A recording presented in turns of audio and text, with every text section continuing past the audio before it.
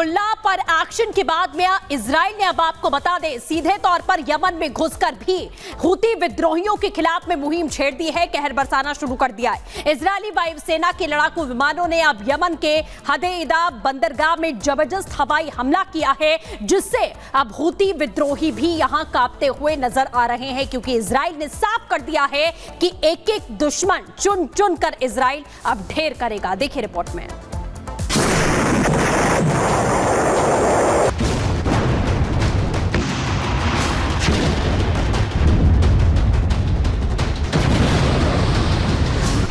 Hassan Nasrallah Hezbollah chief खत्म। इब्राहिम मोहम्मद काबिसी प्रमुख missile और रॉकेट फोर्स खत्म। इस्माइल हानिया हमास का प्रमुख खत्म। लेबनान में नसरल्लाह के साथ उसके सभी बड़े कमांडर मारे गए। इजरायली हमलों में हिजबुल्लाह की रीढ़ टूट गई है। इजराइल ने हिजबुल्लाह के नेतृत्व को ही खत्म कर दिया है। वहीं हिजबुल्लाह के सभी कमांडरों को ढेर करने के बाद अब इजराइल ने अपने तोपों का मुंह यमन की तरफ मोड़ दिया है। नेतन्याहू अब वो कर दिखा रहे हैं जो उन्होंने कहा था।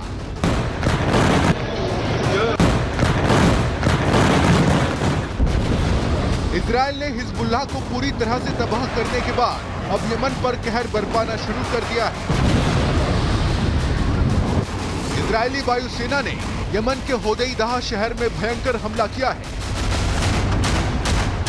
इजराइल के लड़ाकू विमानों ने एक बिजली संयंत्र को निशाना बनाकर इतना भीषण हमला किया कि पूरी बिजली संयंत्र आग के गोले की तरह नजर आने लगी। बिजली संयंत्र पर हुए इस हमले में 4 लोगों के मारे जाने की खबर है, जबकि 33 लोग घायल बताए जा रहे हैं। नेतन्याहू ने यमन पर यह कहर इसीलिए बरपाया क्योंकि हिजबुल्लाह चीफ हसन नसरल्लाह की मौत के बाद इजराइल के खिलाफ यमन के हूती विद्रोही आ गए थे और इजराइल से बदला लेने की बात कह रहे थे, लेकिन हूती विद्रोही कुछ कर पाते उससे पहले ही नेतन्याहू के खतरनाक लड़ाकू विमानों ने हूतियों के गढ़ में घुसकर इतने बम बरसाए कि यमन का होदेइदा शहर धुआं हो गया। इजराइल ने बिजली संयंत्र को निशाना बनाने के अलावा अपने दर्जनों लड़ाकू विमानों से हूतियों के कई ठिकानों पर भी बम बरसाए। जिस जगह पर ये बम और मिसाइलें आकर गिरी वहां आग लग गई और चारों तरफ चीख पुकार देखी गई। अकेले 4 मोर्चों पर ईरान, हिजबुल्लाह, हमास और यमन के साथ चौतरफा युद्ध लड़ रहे इजराइल ने अब एक वीडियो भी जारी किया है। इजरायली एयरफोर्स की तरफ से अपने कमांडरों को साफ आदेश दिया गया है कि जो भी इजराइल को नुकसान पहुंचाने की कोशिश करेगा, इजरायली वायुसेना खुद उस तक पहुंचेगी और उसका नामो निशान मिटा देगी। Bureau report, Republic Bharat.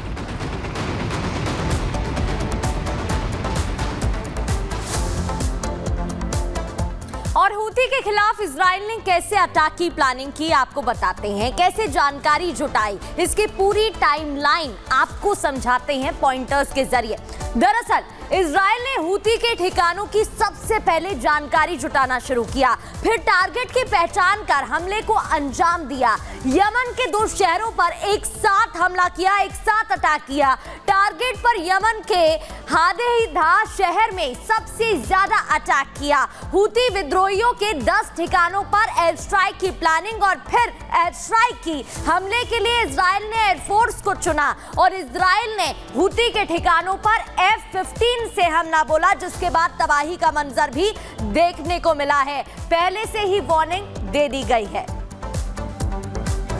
तो यमन के खिलाफ इजरायली हमले की आपको बता दें कुछ तस्वीरें सामने आई हैं, जिससे इस मिलिट्री ऑपरेशन की व्यापकता को समझा जा सकता है कि कितनी मजबूती के साथ में हूती विद्रोहियों को अब टारगेट करता हुआ इजराइल यहां पर नजर आ रहा है, क्योंकि इजराइल ने साफ कर दिया है कि किसी भी दुश्मन को अपने हम बख्शेंगे नहीं, हम छोड़ेंगे नहीं। तो ये तस्वीरें आप यहां पर देख रहे हैं कि किस तरीके से यहां पर हमले किए जा रहे हैं। इजरायली हमले से हादेइदा पोर्ट जो है वो पूरी तरीके से दहल चुका है, जिसकी तस्वीर इस वक्त हम आपको दिखा रहे हैं। तो हूतियों पर ये बड़े हमले लगातार अब करता हुआ इजराइल यहां पर दिखाई दे रहा है। टारगेट करके कैसे निशाना साधता है उसकी तस्वीरें भी हम आपको यहां दिखाने की कोशिश कर रहे हैं कि कैसे हवाई बमबारी यहां इजरायली सेना की ओर से की जा रही है।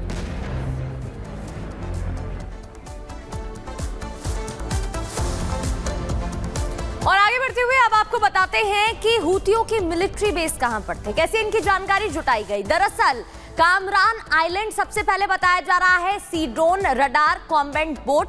अब ये वो तमाम जगह हैं जहां पर कैंपिंग कर रखी थी, साथ ही अपने ठिकाने बना रखे हैं। इसके अलावा आपको जानकारी दे दे, अंतुफाश आइलैंड बताया जा रहा है जहां पर इनकी मौजूदगी है। मिसाइल लॉन्च पैड तैयार कर रखा है, ड्रोन लॉन्च पैड तैयार कर रखा है, पूरी व्यवस्था यहाँ पर की हुई है। अल लुहाया बेस बनाया हुआ है। हूतियों का ट्रेनिंग सेंटर यहाँ पर है। यहाँ पर कई हूती मौजूद बताए जा रहे हैं, पहले से ही हथियारों के साथ तैयार हैं, क्योंकि जिस तरीके से मिडिल ईस्ट में युद्ध के हालात पैदा हो गए हैं, इजराइल की तरफ से साफ तौर पर वार्निंग दे दी गई है। अब उसके बाद तमाम तैयारियां आसपास भी कर ली गई हैं। इसके अलावा आपको बता दें कि कई और सेंटर्स बना रखे हैं, कॉम्बैट बोट तैयार कर रखा है, सी ड्रोन रडार है। इसके अलावा हूतियों का ट्रेनिंग सेंटर यहीं पर है। आगे और क्या जानकारी है सृष्टि आपको बताएंगी। तो इजराइल ने अपने सबसे बड़े दुश्मन को ढेर कर दिया है, लेकिन इजराइल के इस कदम से दुनिया के कई आतंक परस्त देशों को मिर्ची लगी। पाकिस्तान भी उन देशों में से एक है जहां नसरुल्लाह की मौत से वहां की सरकार और जनता दोनों बेचैन हैं। कैसे रविवार का दिन पाकिस्तान में नसरुल्लाह की मौत का मातम मनाता रहा, आपको दिखाते हैं इस रिपोर्ट के जरिए।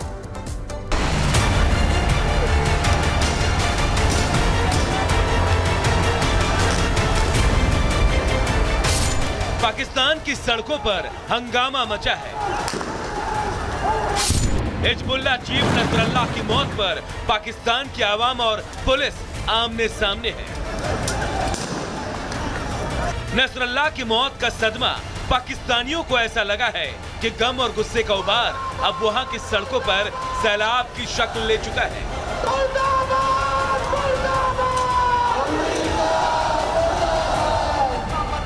नसरुल्लाह की मौत से वहां आतंक समर्थकों को ऐसा झटका लगा कि वहां प्रदर्शनकारियों का गुस्सा अब पूरी तरह से फूट पड़ा है। नसरुल्लाह की मौत का बदला इजराइल और अमेरिका से लेने की मांग हो रही है और प्रदर्शनकारियों की ये भीड़ हिजबुल्लाह के खिलाफ अपना समर्थन दर्ज कराने कराची में अमेरिकी दूतावास की तरफ कूच कर चुकी है।